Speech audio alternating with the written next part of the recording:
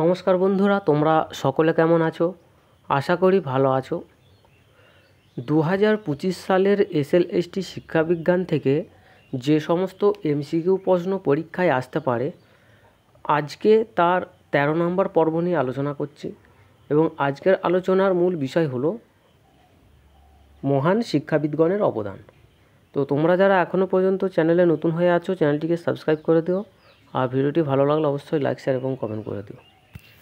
দেখো, আজকের প্রথম যে প্রশ্নটা আছে, যে শিক্ষার লক্ষ্যগুলিকে চূড়ান্ত এবং তাৎক্ষণিক এই দুভাগে ভাগ করেছেন কে? অপশান এ দেওয়া আছে গান্ধীজি, তারপরে দেওয়া আছে বিবেকানন্দ, অপশান বি হচ্ছে রবীন্দ্রনাথ, আর অপশান ডি হচ্ছে উপরের সকলে। তো শিক্ষার লক্ষ্যগুলিকে চূড়ান্ত এবং তাৎক্ষণিক এই দুই ভাগে ভাগ করেছেন গান্ধীজি। অপশান এ হবে সঠিক উত্তর। পরের প্রশ্ন, গান্ধীজির মতে শিক্ষার তাৎক্ষণিক লক্ষ্য হলো অপশান এ নাগরিকতার প্রশিক্ষণ, অপশান বি চরিত্র গঠন, অপশান সি পেশাগত এবং সাংস্কৃতিক প্রশিক্ষণের ব্যবস্থা করা, আর অপশান ডি হচ্ছে উপরের সবগুলি। তো গান্ধীজির মতে শিক্ষার তাৎক্ষণিক লক্ষ্য হলো এক হচ্ছে নাগরিকতার প্রশিক্ষণ, চরিত্র গঠন, পেশাগত এবং সাংস্কৃতিক পরিবর্তন, এই তিনটে। তাহলে এখানে সঠিক উত্তর হবে, মানে 8 নম্বর প্রশ্নের সঠিক উত্তর হবে অপশান ডি। পরের প্রশ্ন, প্রাতিষ্ঠানিক বিদ্যালয়কে গোলামনামা বলেছিলেন কে? রবীন্দ্রনাথ, বিবেকানন্দ, গান্ধীজি, আর এখানে অপশান দেওয়া আছে শ্রী অরবিন্দ।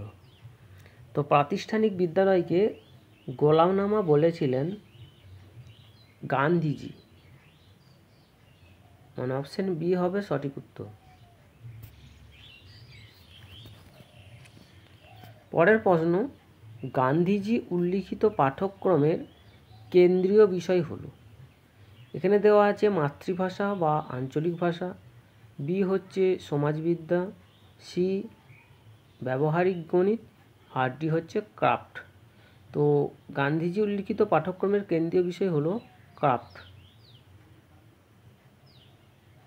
মানে একটা শিল্পবিদ্যাকে, মানে শিল্পকে কেন্দ্র করে সমস্ত বিষয় পরিবর্তিত হবে, সে কথাই বলা হয়েছে আর কি। তাহলে 10 নম্বর প্রশ্নের সঠিক উত্তর হচ্ছে অপশান ডি।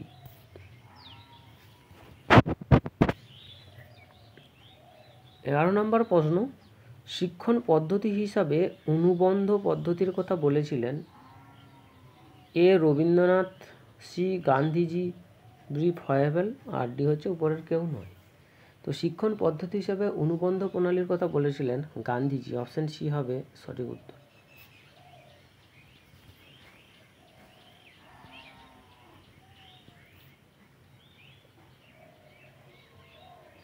হরিজন পত্রিকা যথেষ্ট খ্যাতি অর্জন করার কারণ, এখানে অপশান এ দেওয়া আছে গান্ধীজি দ্বারা সম্পাদিত, তারপর হচ্ছে অপশান বি হরিজনদের সম্পর্কিত বিভিন্ন নিয়মিত প্রবন্ধ প্রকাশ পায়, আর অপশান সি বুনিয়াদী শিক্ষা সম্পর্কে বিশদ আলোচনার স্থান পায়।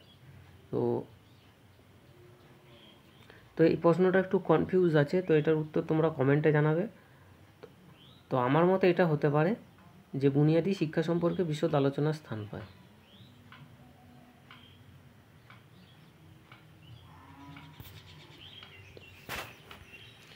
পরের প্রশ্ন, we must procure the best teacher for our children whatever it may cost, উক্তিটি কার?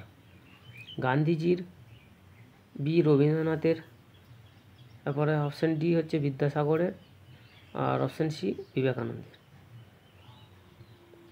তো 13 নম্বর প্রশ্নের সঠিক উত্তর হচ্ছে অপশান এ গান্ধীজির।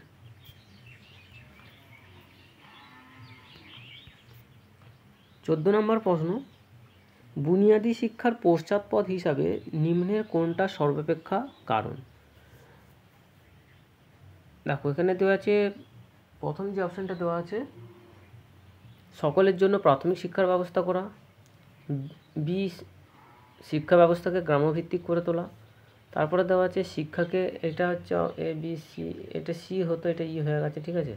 শিক্ষাকে স্বনির্ভর এবং উৎপাদনশীল করে তোলা। আর অপশানটি হচ্ছে ভারতীয় ঐতিহ্য এবং সংস্কৃতিকে ভিত্তি করে শিক্ষার ব্যবস্থা করা। দেখো, বুনিয়াদী শিক্ষার পশ্চাৎপদ হিসেবে সবথেকে গুরুত্বপূর্ণ কারণ হচ্ছে শিক্ষাকে স্বনির্ভর এবং উৎপাদনশীল করে তোলা। শিক্ষাকে স্বনির্ভর এবং উৎপাদনশীল করে তোলা, এটা অনেক বইয়ের মধ্যে ভুল দেওয়া আছে, তো আমার মতে এটা সঠিক মনে হয়েছে। তোমাদের এটা সঠিক উত্তর জানা থাকলে কমেন্ট বক্সে জানাবে।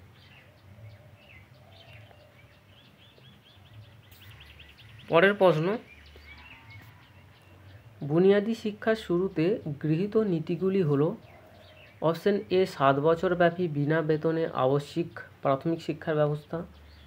তারপরে হচ্ছে অপশন বি, শিক্ষার বাহন হবে মাতৃভাষা। অপশন সি, উৎপাদনধর্মী হাতের কাজকে কেন্দ্র করে শিক্ষা রচিত হবে। দেখো, 7 বছর ব্যাপী বিনা বেতনে আবশ্যিক শিক্ষা ব্যবস্থা, এটা ঠিক। শিক্ষার বাহন হবে মাতৃভাষা, এটাও ঠিক। আর অপশন সি হচ্ছে উৎপাদনধর্মী হাতের কাজকে কেন্দ্র করে শিক্ষা রচিত হবে, এটাও ঠিক। তাহলে 15 নম্বর প্রশ্নের সঠিক উত্তর হচ্ছে অপশন ডি, মানে অপশন ডি হচ্ছে সঠিক উত্তর। 16 নম্বর প্রশ্ন, নিচের কোনটি সঠিক নয় বলেছে। দেখো এখানে কি বলেছে যে 7 থেকে বুনিয়াদী শিক্ষার গুরুত্বপূর্ণ বৈশিষ্ট্য হলো 7 থেকে 14 বছর পর্যন্ত ইংরেজি শিক্ষা দেওয়া যাবে না। তারপর অপশন বি, শিক্ষার স্তরভিত্তিক পাঠ্যপুস্তক রচনার উপর গুরুত্ব দান। শিক্ষার ব্যয়ভার শিক্ষার্থীদের উপার্জিত হবে। আর অপশন ডি, বুনিয়াদী শিক্ষা 4টি স্তর থাকবে। দেখো এখানের মধ্যে অপশন এ 7 থেকে 14 বছর পর্যন্ত ইংরেজি শিক্ষা দেওয়া চলবে না, এটা ঠিক। তারপর অপশন সি হচ্ছে কি না, শিক্ষার ব্যয়ভার শিক্ষার্থীদের উপার্জিত হবে, এটাও ঠিক। আর অপশন ডি হচ্ছে বুনিয়াদী শিক্ষার 4টি স্তর হবে, এটাও ঠিক। তাহলে সঠিক নয় কোনটা, না অপশন ডি, যে শিক্ষার স্তরভিত্তিক পাঠ্যপুস্তক রচনার উপর গুরুত্ব দান, এটা হচ্ছে সঠিক নয়। পরের প্রশ্ন, বুনিয়াদী শিক্ষাকে শিল্পকেন্দ্রিক করে তোলার পক্ষে সর্বাপেক্ষা গুরুত্বপূর্ণ কারণটি হলো আর্থিক স্বনির্ভরতা, কোনো কাজে দক্ষতা অর্জন। অপশন সি হচ্ছে শ্রমের মর্যাদা সম্পর্কে সচেতনতা সৃষ্টি। আর অপশন ডি হচ্ছে শ্রেণীভেদ হ্রাস করা। তো বুনিয়াদী শিক্ষাকে শিল্পকেন্দ্রিক করে তোলার সবথেকে গুরুত্বপূর্ণ কারণটি হলো শ্রমের প্রতি মর্যাদাবোধ সৃষ্টি। স্বনির্ভরতা এটাও হবে, মানে সবথেকে গুরুত্বপূর্ণ এটা আছে, শ্রমের প্রতি মর্যাদাবোধ সৃষ্টি।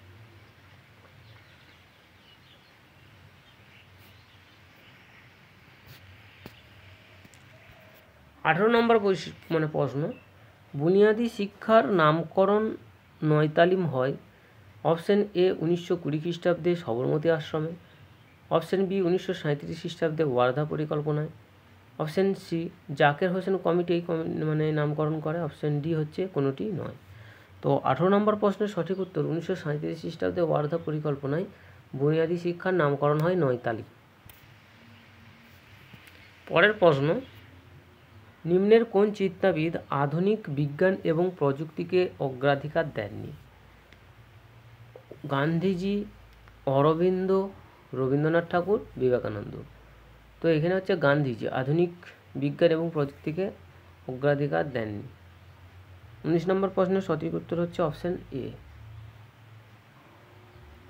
পরের প্রশ্ন, বুনিয়াদী শিক্ষার ব্যর্থতার কারণ হলো। দেখো এখানে